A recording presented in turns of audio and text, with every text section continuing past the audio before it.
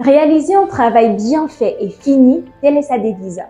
Cette devise, il l'applique très bien à chaque fois qu'il doit laisser parler son talent artistique, que ce soit en tant qu'illustrateur, peintre, dessinateur ou même encore graphiste.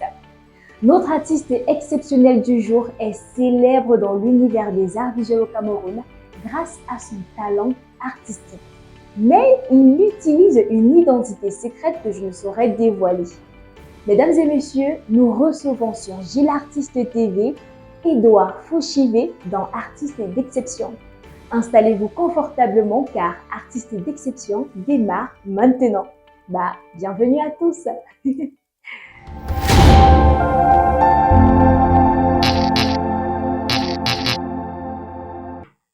Mesdames et messieurs, bienvenue sur le plateau d'Artistes d'exception sur Gilles Artiste TV. Je suis en compagnie de notre invité de ce jour, Édouard. Bonsoir et bienvenue.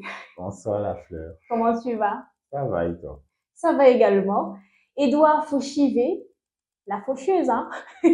En tout cas, c'est le nom que les personnes les plus proches lui ont donné. Est-ce que ce nom-là te plaît, la faucheuse? C'est vrai qu'après, bon, s'il faut regarder, on va dire que c'est un mot qui est plutôt péjoratif. Est-ce que ce mot-là te plaît? Est-ce que ce nom-là, ce surnom-là te plaît? Oui, ça me plaît beaucoup parce que j'aime déjà, par exemple, l'horreur. Ok. Dans les films d'horreur et tout ça. Donc, le surnom là ne m'a pas surpris du tout. C'est pas un peu comme dessiner le diable sur le mur, comme on dit souvent? On va dire même pas peur. Ça ne t'attire pas les ondes négatives? Pas du tout. J'ai bien dit, étant amateur d'horreur, vraiment, c'est un truc tout à fait normal. Ok, d'accord. Mais il faudrait rappeler que Édouard a il a un nom d'artiste qu'il ne veut pas révéler. Pourquoi? Parce que il préfère vivre à travers ses œuvres sur les réseaux sociaux. Donc, on va essayer de ne pas dévoiler son nom mystère, mais sachez qu'il est là. Il représente toute une autre personne, tout un grand artiste en fait qui est connu sur les réseaux sociaux, mais dont on ignore encore le visage. Pourquoi avoir choisi de rester secret? Je préfère plus qu'on connaisse la personne à travers ses travaux. Donc, pas besoin de connaître le visage. Donc, peut-être si on veut le rencontrer et qu'on voit ses travaux, je dirais juste, il apparaît à ce qu'il invoque. C'est-à-dire que la personne qui aimerait travailler avec toi, ou qui aimerait te découvrir, il faudrait que cette personne te sollicite en tant qu'artiste, voilà. Voilà. Et non parce que c'est mon ami, ou bien il a aimé mon visage. Ok, d'accord. Édouard, on aimerait te connaître parce que si on avait donné ton nom d'artiste, automatiquement beaucoup de personnes sauraient voilà, ce que tu fais, qui tu es réellement. Mais puisqu'on ne connaît pas, on connaît tes œuvres, mais on ne sait pas que c'est toi. On ne sait pas que c'est toi, en fait. Je vois. C'est le visage que je vois. Alors, comment est-ce que tu te définis toi-même? Qui es-tu? Professionnellement, je suis un illustrateur, graphiste, BDiste et aussi peintre. Peintre. Ça fait beaucoup de domaines dans les arts visuels. Dans les arts visuels, oui. Quelle est ta véritable passion parmi la peinture, le dessin, l'illustration? Ma véritable passion, je dirais que j'ai des périodes. C'est-à-dire? Donc, un peu comme des mouvements artistiques. Bon, il y a une période durant laquelle je prends une spécialité qui je fais à temps plein. Ok. Donc, actuellement, ma passion, c'est la bande dessinée. C'est pour combien de temps? Bon, là, j'avais prévu faire ça à un certain moment, mais après, j'ai été beaucoup sollicité pour ça. Donc, ça se prolonge encore jusqu'à maintenant. D'accord. Sinon, quand tu intégrais le monde des arts visuels, quelle est la spécialité qui t'a marqué? Par quoi est-ce que tu as commencé? J'ai plus commencé par les portraits. Ok. Les portraits et des caricatures. Donc, ce qui fait que si c'est côté portrait, on a beaucoup apprécié. Et maintenant, la bande dessinée fait que je fais un peu moins ça. Ok. Est-ce que tu peux nous raconter ton histoire? Comment tu as commencé? Depuis quand est-ce que tu dessines? Comment est née cette flamme-là? Déjà, j'étais passionné par les dessins animés et tout. Par exemple, au primaire, je ne dessinais pas. Ok. J'ai préféré plus acheter des dessins chez des grands frères qui dessinaient. Donc, on venait, on commandait notre personnage préféré et lui, il revenait quelques jours plus tard avec ça. Et on kiffait beaucoup acheter ça. Ok. Donc, au secondaire, dans ma classe de sixième, il y avait des gars qui dessinaient eux aussi. Et ils étaient beaucoup appréciés par le reste de la classe. Et donc, comme j'avais déjà même certaines bandes dessinées que je lisais de temps en temps, bon, je peux aussi tenter ça d'abord. Et donc, quand je le dessinais déjà, même en cours de dessin, j'apprenais vite la chose. Ok. Donc, j'avais un sens de l'observation très développé, en fait. D'accord. Et est-ce que dans ta famille, il y a des personnes qui dessinaient à l'époque? Non, Pas du tout. pas du tout. Et comment? Ni même pas dans mon quartier. Donc, dans mon entourage, là, en fait, certains se sont mis à dessiner parce qu'ils me voyaient dessiner. Donc, ils venaient rester à côté de moi. On avait des séances ensemble avant d'aller jouer au foot. D'accord. Et comment est-ce que ta famille a accueilli ça? On m'a laissé faire. On m'a laissé faire jusque même à la fac où j'ai choisi une filière artistique. Quelle filière? Art plastique et histoire de l'art. À l'université Yaoundé 1. À Yaoundé, hein, oui. D'accord. Donc, on m'a laissé choisir, mais après un certain moment, bon, un étudiant devait se débrouiller par lui-même. Ouais. Et donc, bizarrement, j'ai pris un certain temps pour me former. Parce je découvrais aussi qu'il y avait le monde de l'infographie. Et donc, j'ai pris une certaine période pour assimiler les bases en infographie. Mais avant même que je ne finisse le temps que je m'étais donné, j'ai commencé à être sollicité. Ça s'est passé comment? Comment est-ce que tu as fait pour rendre tes œuvres publiques de telle sorte qu'on puisse déjà te solliciter pour ça? Quelle a été ta stratégie en fait? Bon, je peux dire que je n'avais pas de stratégie, mais dans mon parcours universitaire, les trois premières années là, j'ai rendu certains services à des personnes. Et donc, c'est d'abord ces personnes-là qui sont revenues vers moi pour solliciter des travaux un peu plus denses. Et donc, je n'avais pas une clientèle, par exemple, je cherche des nouvelles personnes tout le temps. Non, j'avais certaines personnes qui revenaient de manière mensuelle avec un certain nombre, avec certains travaux à faire. Donc, je n'ai pas eu une large clientèle, mais des personnes régulières, en fait. Et le premier service que tu as rendu, c'était gratuit? Oui, c'était gratuit. J'ai l'impression que tu ne me dis pas tout.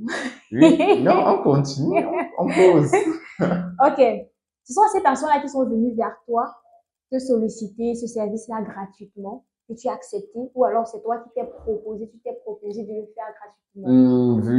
Vu les sommes qu'on se proposait et vu aussi le service qu'il fallait rendre. Donc, le prix vraiment les tarifs que j'avais vraiment, c'était juste un service que je rendais et il me remerciait à sa façon. Donc, je ne proposais pas qu'il me donne quelque chose. Donc, quand il voyait lui-même le travail fait à la fin, et il décidait de me récompenser. Donc, c'est un peu comme ça que ça a commencé. Après, j'ai demandé un peu des conseils à des aînés. On dit qu'il faut vendre tes services, ce que tu fais. Donc, je leur demandé beaucoup de conseils par rapport à ça. même si elle ne me disait pas tout, et Mhm. que j'ai aussi découvert des choses par la suite par moi-même. Que tu vas peut-être partager avec voilà, les téléspectateurs de Gilles Artiste TV.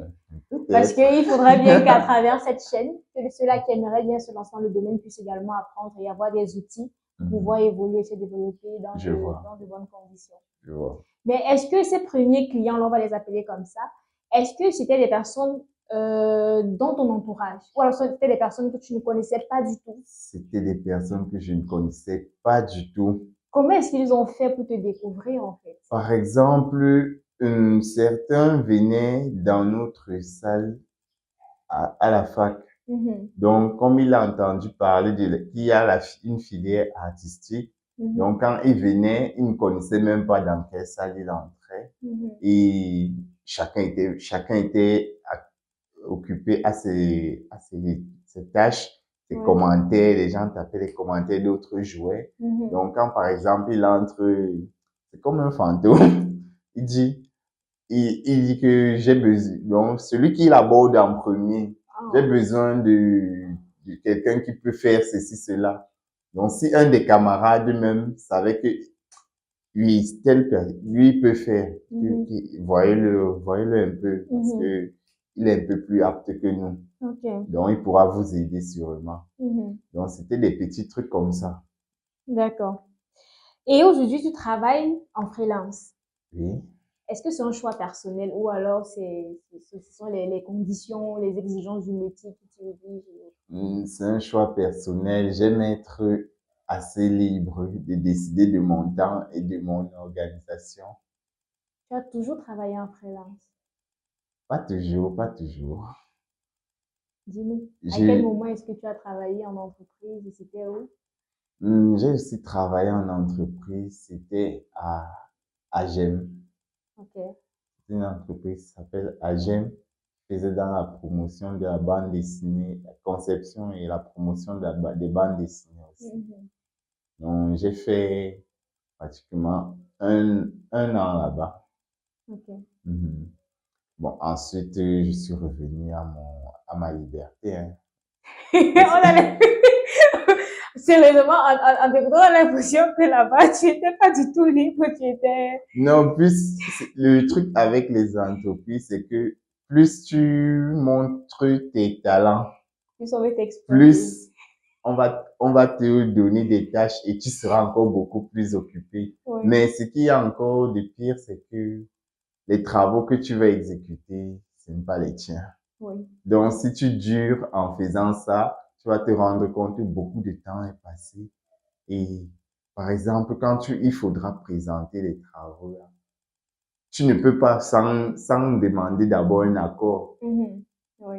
Donc, tu ne pourras pas dire que c'est un truc que j'ai C'était fait. toi, oui. Je peux pas dire que c'est ma signature, en fait. Mhm. Parce que personnellement, ce ne sera pas, pour Oui. moi-même d'abord, ce ne sera pas moi. Même si les autres disent que oui, c'est comme ça qu'il décide, c'est sa main. Mhm. On le reconnaît. Et personnellement, je ne me retrouve pas ma signature. Ok. Quand tu travaillais en entreprise, qu'est-ce que tu faisais? C'était en tant que dessinateur, illustrateur, graphiste, c'était quoi? C'était en tant que graphiste et j'étais directeur artistique adjoint.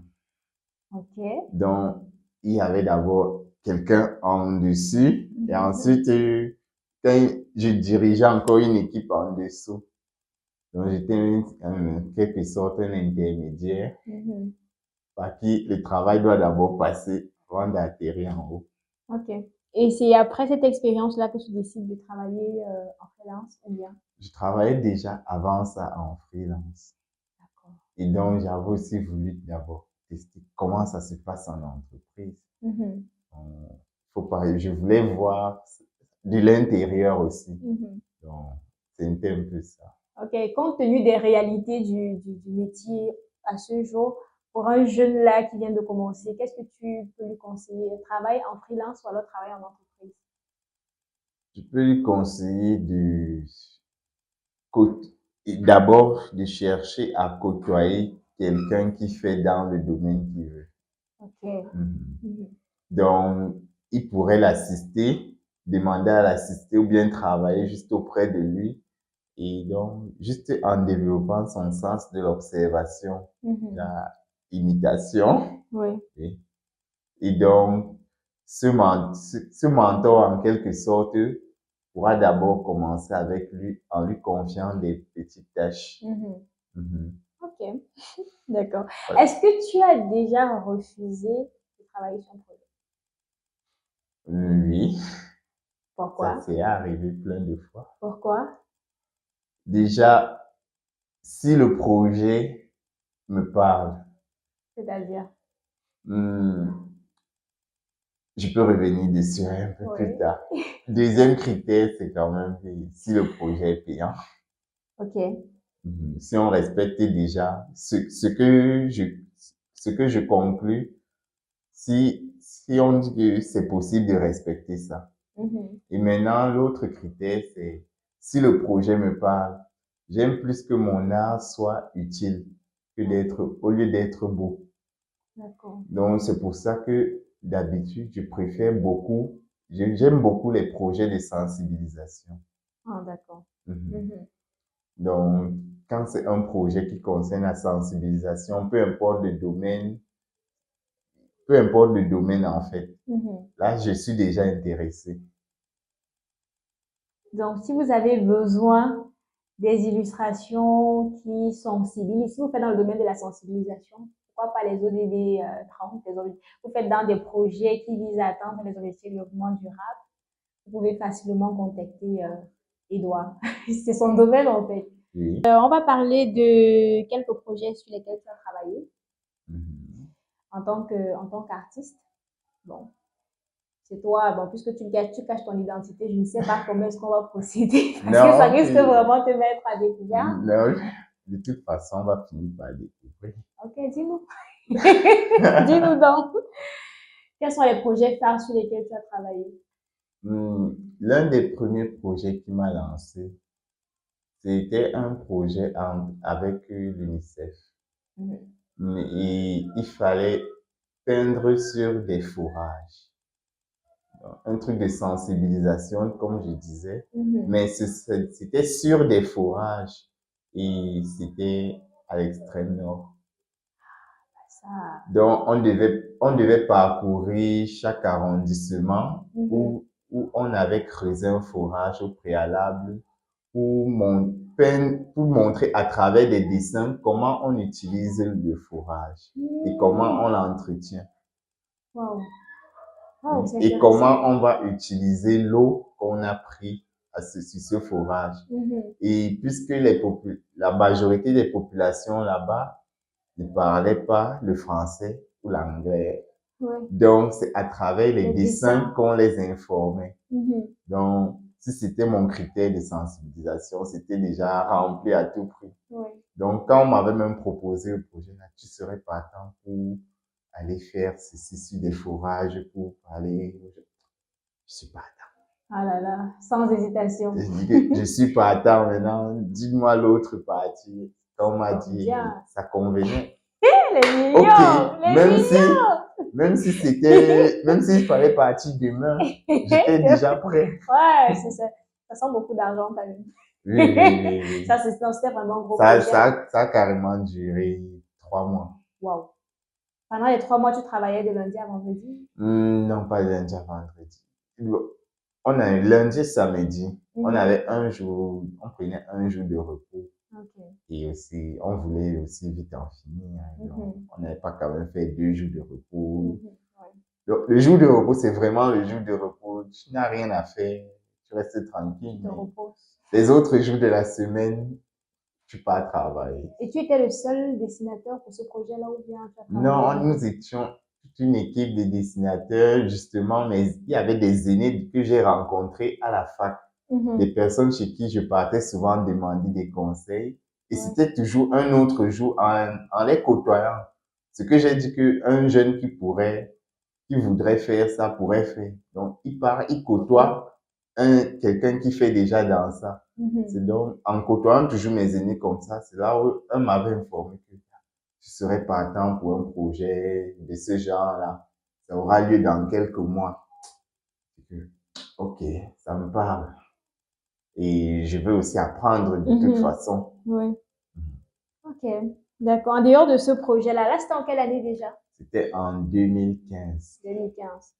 Ok, de 2015 à 2023, il y a certainement également pas mal d'autres projets sur lesquels tu as taffé. Oui. Oui, dis-nous tout, on veut tout savoir. De retour, j'avais fait aussi une collaboration, une première collaboration pour une bande dessinée. Même si je n'ai plus entendu parler de ça par la Autisme. suite. Non, ça, c'était une bande dessinée, Les Aventures de Soya. Une fille qui s'appelait Soya. J'avais bien aimé l'idée d'abord. Donc, c'était tranche de vie, en fait. Même si je ne connaissais pas encore comment on appelait ce genre tranche de vie, mais j'avais beaucoup travaillé dessus. Tu as des projets personnels? Oui, j'ai des projets perso. Ouais. Quels sont ces projets-là? C'est beaucoup plus dans le domaine de la bande dessinée aussi. Mais il y a un truc que chaque fois que je me mets dessus. Ensuite, il y a un autre gombo qui vient. J'en étais sûre. En fait, tu es trop sollicité, toi. Oui. Tu es trop sollicité. Et donc, est-ce que tu peux nous parler de la BD Autisme, les aventures de Ayo? Ok. Les aventures de Ayo, c'est une BD de sensibilisation qui fait de l'autisme au quotidien en suivant les aventures d'une maman et de son enfant autiste. Donc, comment la mère vit la chose et comment aussi le petit réagit dans des situations du quotidien. Donc, c'est ça l'idée de la bande dessinée. Et quelle est l'idée d'un tel projet? C'est un partenaire, beaucoup plus un ami, il s'appelle Taneyonde Max. Oui, c'est lui l'initiateur de ce projet-là. Il a su me convaincre pour qu'on travaille ce projet-là ensemble. Avec quoi est-ce qu'il t'a convaincu? Avec les mots et aussi son enthousiasme par rapport à ça. D'accord. Et comment s'est passé le projet? Qu'est-ce que vous avez fait au final? C'était combien de bandes dessinées? Une seule? C'était C'était des petites scènes, en fait, de peut-être 3-4 planches de temps en temps.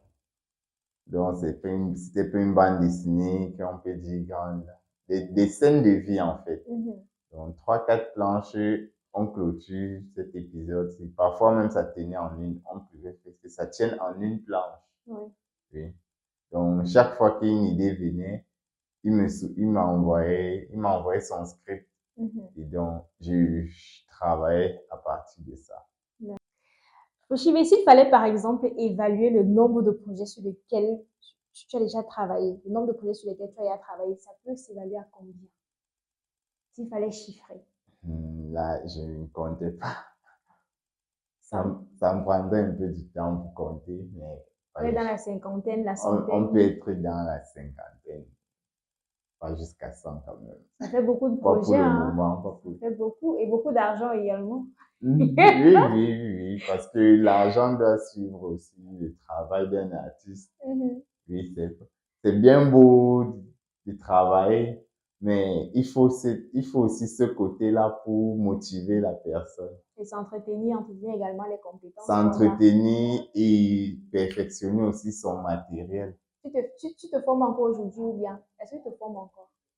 Et oui, je me forme encore. Comment? En autodidacte ou bien? Oui, autodidacte. Chaque fois que je me documente aussi, j'apprends de nouvelles techniques et je lis aussi beaucoup de bandes dessinées, par exemple. Et quelles sont tes meilleures bandes dessinées? Bon, enfin, les bandes dessinées que tu kiffes, quoi. Il y a Gun, The Last Order. C'est un manga et ça parle des robots, en fait. Donc, je n'aimais pas trop l'univers des robots, mais là-bas, ils ont su captiver. D'accord. Et l'un des derniers projets sur lesquels tu as travaillé, c'est la BD Nanga, dont le lancement officiel a été fait à l'Institut français du Cameroun récemment. Est-ce que tu peux nous parler de Inanga? Qu'est-ce que ce projet-là représente dans ta carrière? Le projet Inanga c'était vraiment un truc assez inédit pour moi. Parce que j'avais l'habitude de faire des projets de sensibilisation, des projets plutôt passagers. Donc, ça vient, on fait ça un moment, ensuite on passe à autre chose. Oui. Mais Inanga, c'était de la sensibilisation en BD et des numéros continus en fait. Donc j'ai vu que ok, c'est beaucoup plus une série et je n'ai pas encore fait des séries en fait. Et là on parle de combien de numéros? Officiellement, on est à 6 numéros qui sont sortis officiellement, mais dans les bacs, on est déjà au double. Wow. En tout cas, et ça continue. Oui, ça continue. C'est un grand projet de l'association ACFK.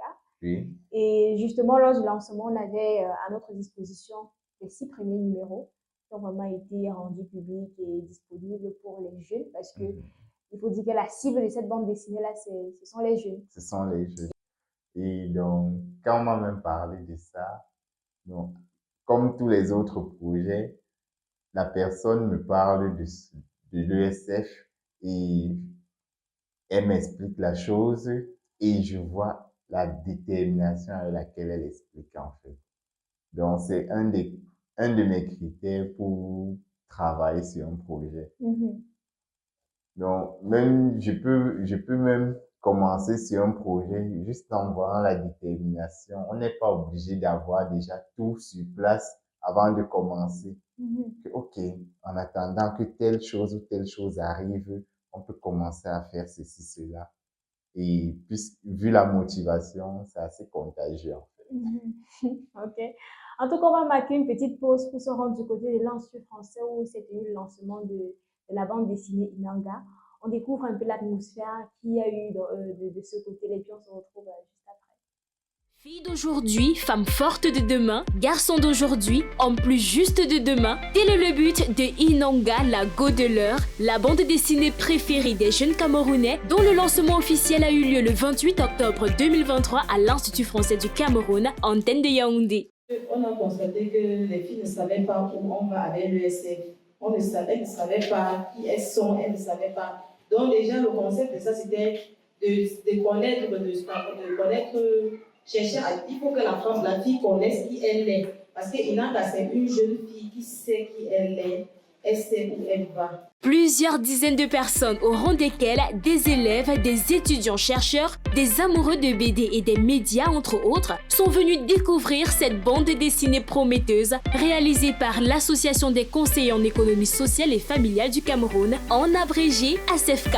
Cette association s'est donnée pour mission de promouvoir l'économie sociale et familiale, ainsi que de contribuer au bien-être des individus et des familles, notamment des pauvres et des personnes vulnérables. Sur le plan artistique également, Inanga cache de grands trésors. Edouard Fauchivé, l'illustrateur de cette bande dessinée, nous en dit plus.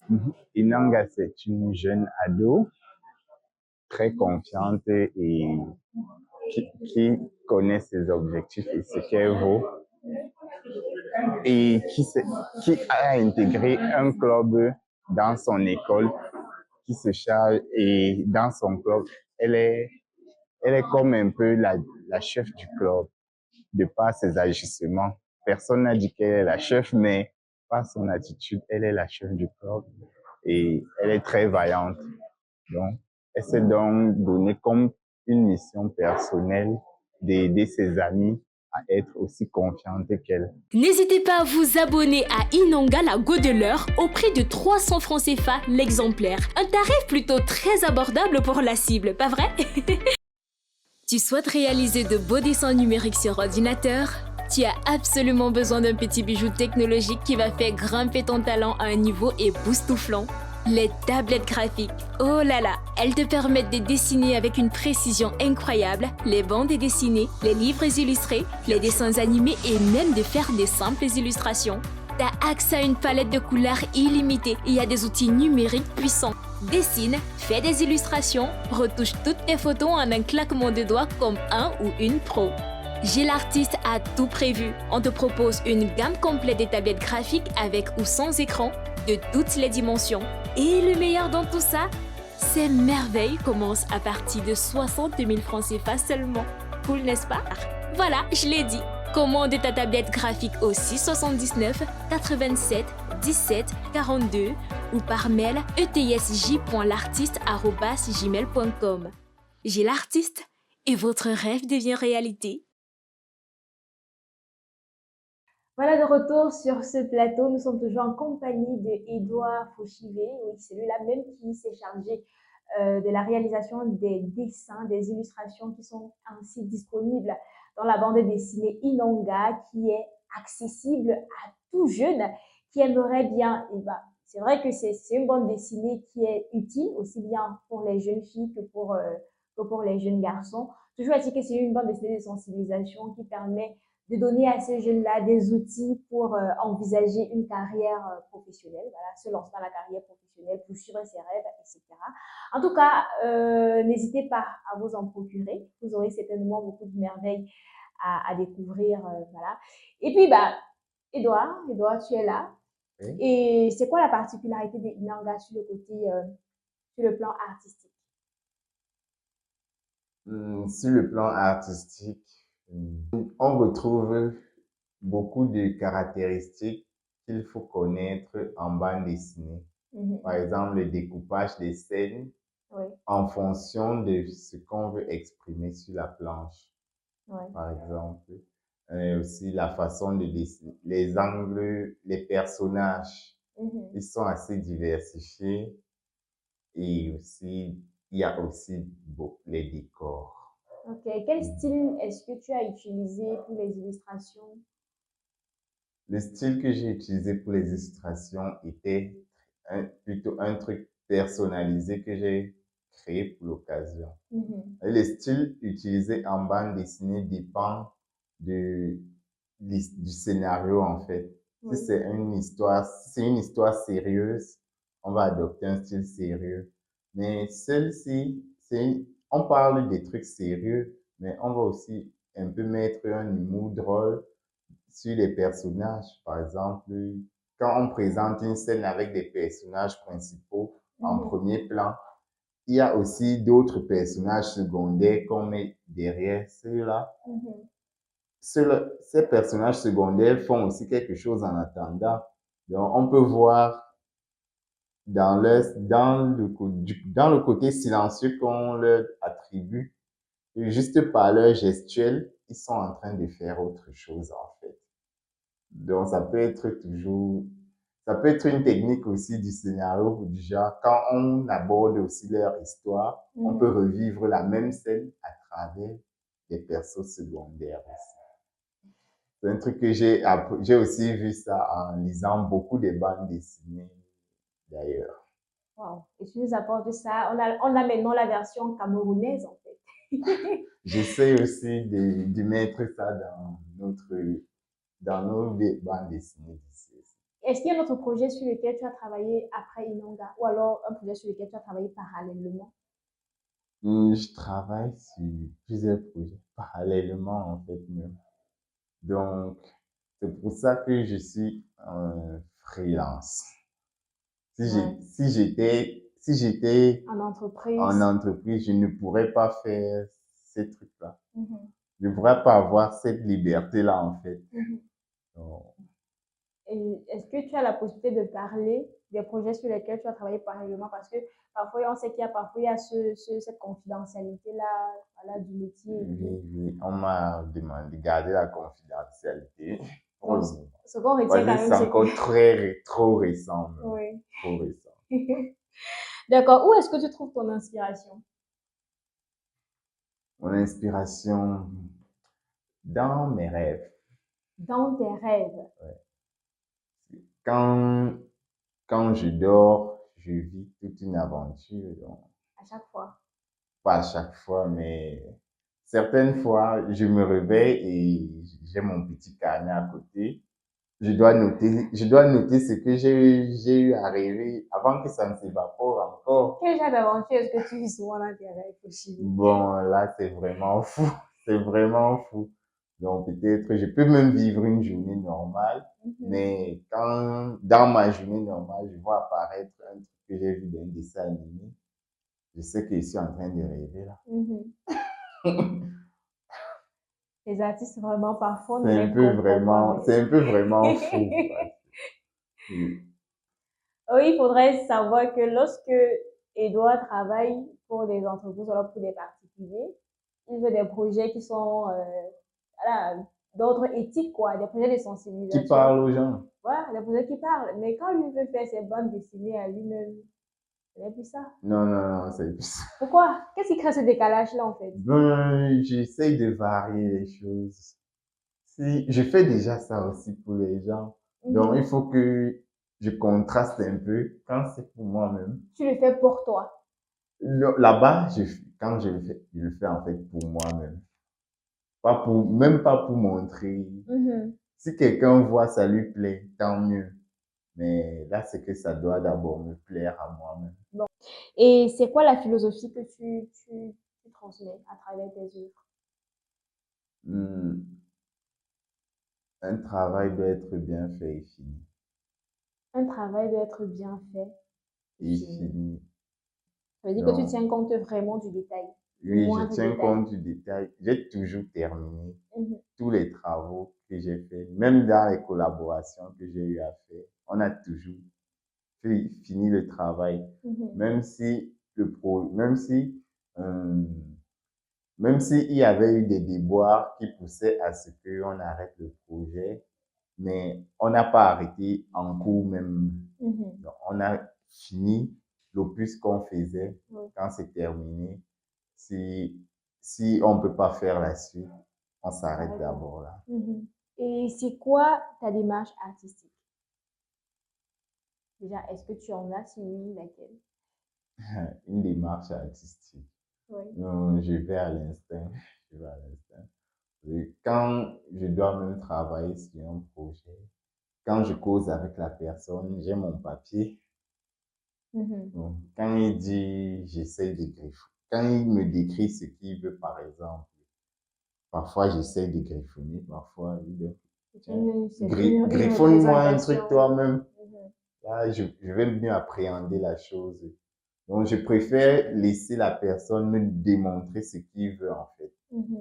Donc, quand c'est possible, lui-même, il va juste me dessiner quelque chose pour que j'essaye d'entrer dans sa tête, voir, comprendre ce qu'il veut. Et si la personne ne sait pas dessiner? Justement, je m'attends pas à ce qu'il me sorte un truc balèze. Donc, il doit me griffonner quelque chose. Donc, même si ça semble être des bichakala. Donc, quand il va le griffonner, il me réexplique encore ce qu'il veut, en fait. Je préfère cette méthode-là que d'aller travailler, penser le projet comme je le sens et lorsqu'il venir soumettre, il ne reconnaît pas la chose. Ce serait très embêtant. Donc, au cours de ton parcours, t'as pas reçu des personnes qui t'ont dit, OK, je veux si, vraiment, je te laisse la liberté de choisir. Ah oui. Bon, c'est arrivé même sur le cas de Inanga. Donc, tout ce qui est visuel là, on m'a dit que vas-y, là-bas c'est ton domaine, tu nous crées ça comme il faut, on te laisse faire. Et ça arrive la plupart du temps, après avoir vu mes travaux, on me laisse souvent le champ libre. Parce que tu fais du bon travail, en fait. On dit que, OK, on te fait vas-y confiance. à l'instinct. Et bizarrement, ça a toujours plu aussi. Donc, quand je parle vraiment de démarche artistique, une fois qu'on t'a confié le projet, tu te couches, tu dors, après tu te réveilles, tu te places là, et puis les idées qui viennent, tu essaies de représenter, ou alors tu fais une recherche, je sais pas, un rapport. Ah oui, quand je lis un scénario, je prends un temps juste pour faire des recherches, surfer, chercher des lieux ou des objets qui vont apparaître dessus, des scènes de personnages, des scènes Mais je regarde des films pour voir, des films qui ont un certain rapport. Si ça parle de comment ça se passe dans une salle de classe, je dois regarder un film ou une série où il y a des gens dans une salle de classe. Mhm. Donc, c'est un peu ça que je vois. Une fois que je accorde un temps pour faire ce que j'appelle une banque d'images, constituer une banque d'images. Donc, ce sera des captures d'écran, des photos, des vidéos. Ensuite, après ça, je commence à écrire des textes sur les planches. Je préfère commencer par écrire les textes parce que parfois, quand je reçois un scénario, il y a beaucoup de textes pour une page. Donc, je préfère diviser ça. Donc, je vois que les textes s'ils ne vont pas cacher toute la page. Je préfère scinder ça dans une certaine mesure. Et je sais que en dessinant, je vais faire le dessin, il sera assez visible et je continue ça sur une autre feuille. Ok. Quand j'ai écrit mes textes sur chaque page comme ça, bon, je m'établis un storyboard. Donc, je fais des esquisses, des scènes, même comme je vais les changer à la fin. Parce que mes scènes dépendent beaucoup plus des banques d'images que je me crée. Donc, des banques d'images que je trouve. Et aussi, parfois, si je ne trouve pas la scène que je veux, ni sur le net, ni dans les films, j'appelle des gens pour qu'ils me jouent la scène, en fait. Et puis tu filmes. Ils me jouent la scène et je filme. Voilà, c'est un peu ça. Donc, quand j'ai fait mon storyboard en fonction de mon découpage, là, et je commence à dessiner, j'ai préparé tout un par exemple, Inanga, j'avais préparé toute une série de design, de personnages, même comme il y a encore beaucoup qui ne sont même pas encore apparus dans la BD. Donc, à chaque fois que ça évolue aussi, je n'essaye pas de lire les numéros suivants. Donc, quand je finis un numéro, je prends celui qui suit, c'est ça que je lis. Je ne lis pas la suite là. Donc, quand un personnage apparaît, je regarde si dans ma banque d'images, on l'avait évoqué.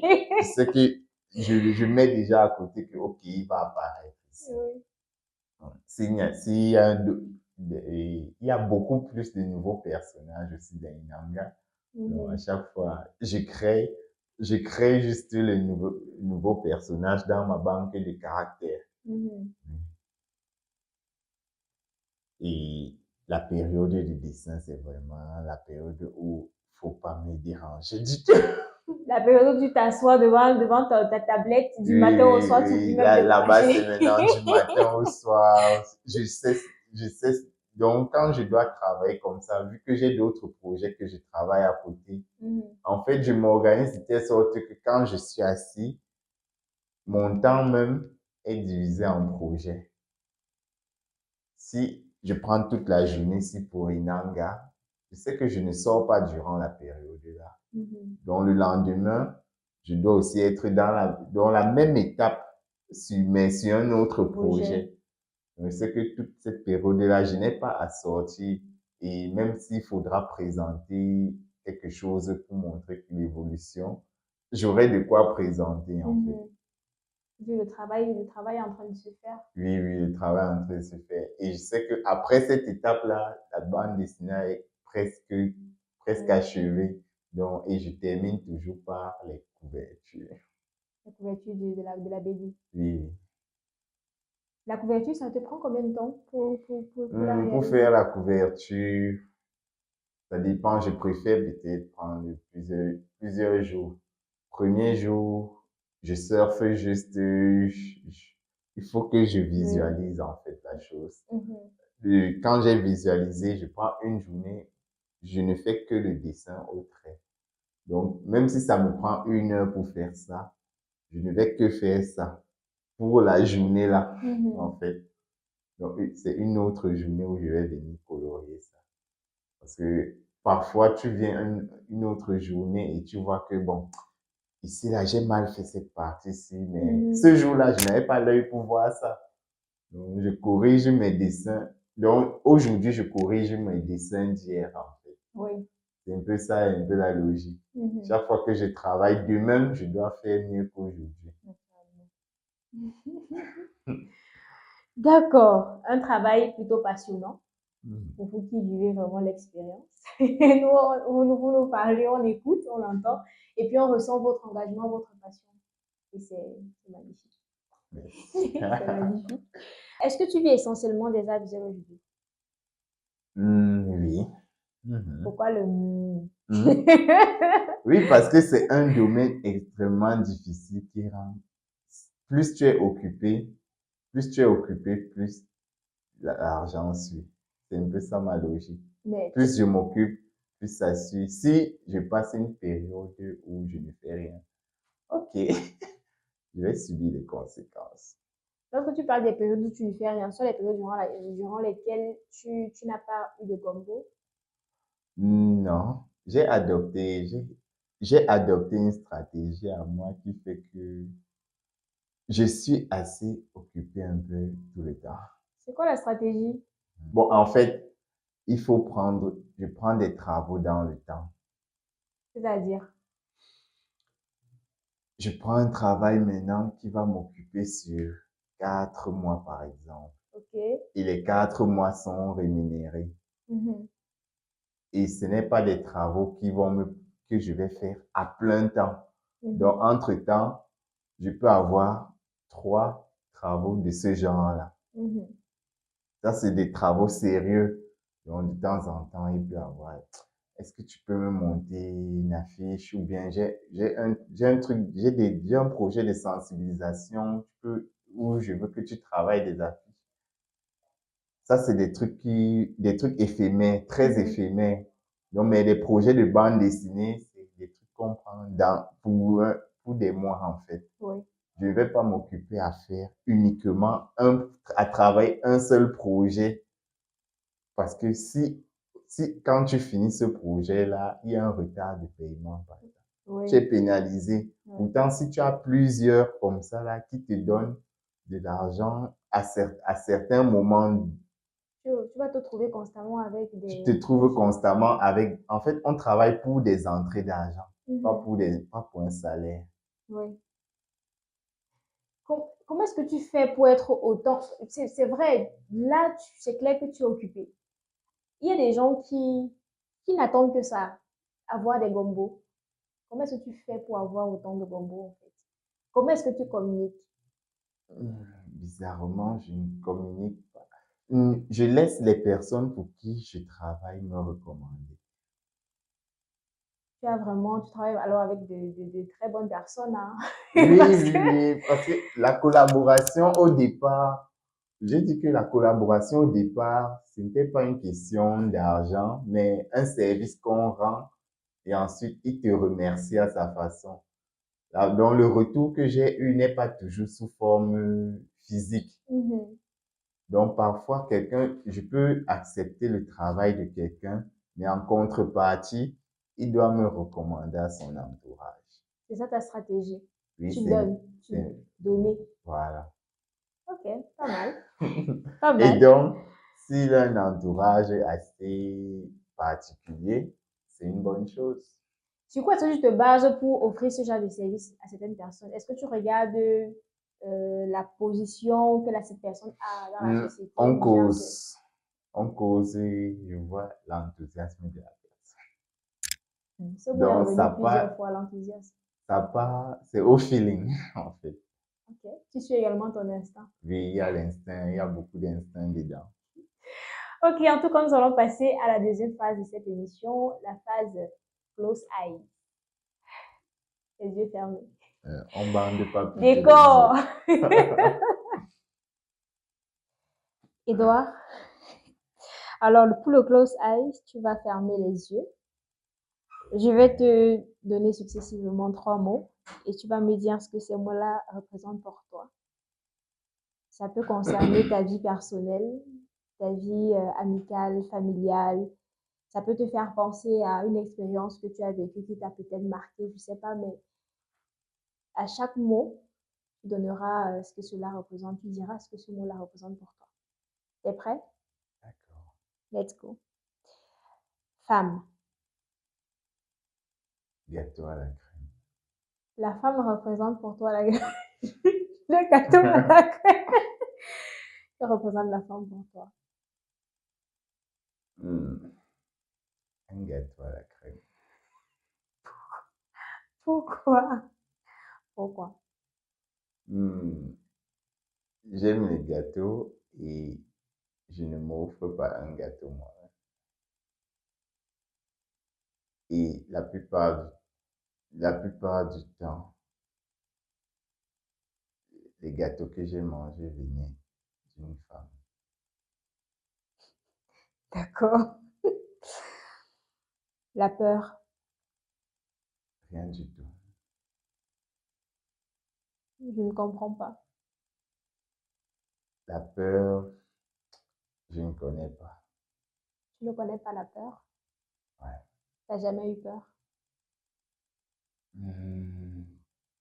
Ça ne compte pas quand on était enfant. Si, ça compte. À quel moment est-ce que tu as arrêté d'avoir peur? Je ne sais pas, mais à un moment, c'est juste les filles, par exemple, quand on regarde un truc qui fait peur, et ça devient ridicule. Ça devient juste de la comédie.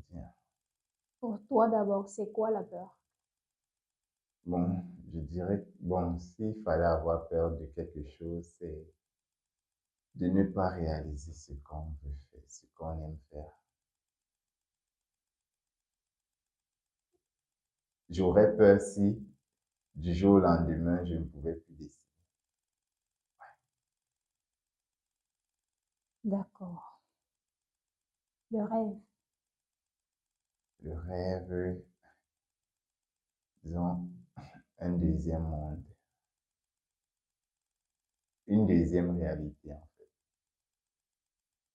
Que représente le rêve pour toi? Le rêve pour moi, c'est un monde où tout ce qu'on pense est possible. Ok. D'accord. Assez technique quand même, hein. Tu as des réponses vraiment techniques, ça je l'avoue. On dirait que tu es dans une autre dimension. Chaque artiste a sa bulle. Non, ta bulle, elle est très close. Elle est unique. Ok, c'est bon. Tu peux ouvrir les yeux. Et déjà. Déjà, hein? Edouard, Oui? donc quand tu me vois là, tu penses au gâteau à la crème. Ou bien il faut que je te donne le gâteau à la crème pour que tu...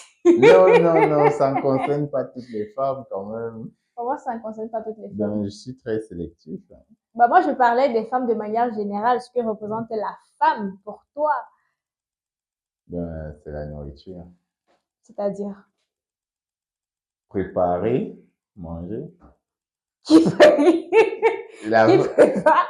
La femme prépare. la femme, pour moi, ça me fait penser à la cuisine. Quelqu'un qui cuisine très bien. Ok.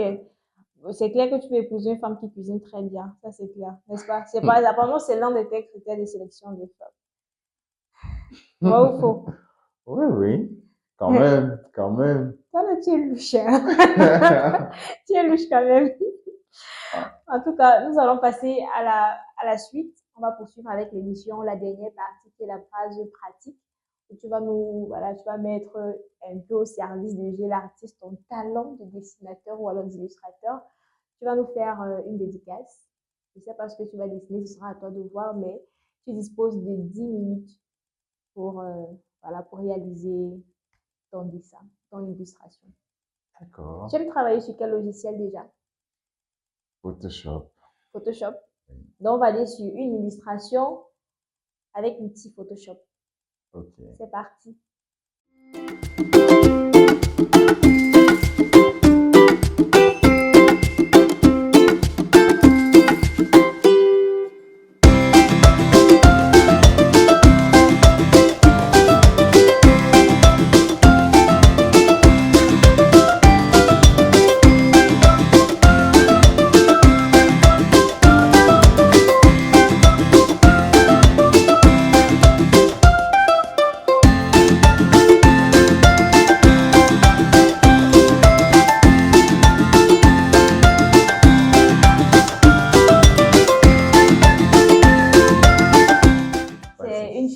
imaginaire ou bien elle existe réellement? Imaginaire. Pourquoi avoir choisi de dessiner une fille imaginaire? Bah, c'est vrai, pourquoi ce choix? C'est la première chose qui m'est venue en tête. En ce moment-ci, quoi. T'as pas pensé que tu pouvais me dessiner, moi? Par exemple. Ah, pour quelqu'un qui a fait des centaines de portraits, du genre, ça me vient pas trop. D'accord, mais sinon, le dessin, Mais, il est joli. waouh. Il est joli. Merci beaucoup pour ce beau dessin. Mhm, Merci beaucoup. C'est un souvenir, c'est une marque que tu laisses à Gilatis TV mhm. lors de ton passage. Donc, merci beaucoup. Merci de Alors, nous rien. sommes parvenus au terme de notre émission. Comment est-ce qu'on fait pour te retrouver sur les réseaux sociaux? Sur les réseaux sociaux, j'ai ma page Draw Machine World. Enfin, il nous dit qu'il est. D'accord. Donc, c'est par là que on peut m'écrire. Bon, pour ceux qui ne me connaissent pas Oui. en eBay, Donc, je vous dis officiellement, voici celui qui se cache derrière les travaux que vous voyez avec la signature Draw Machine World. C'est lui. Le voici ici. on reste pas caché longtemps.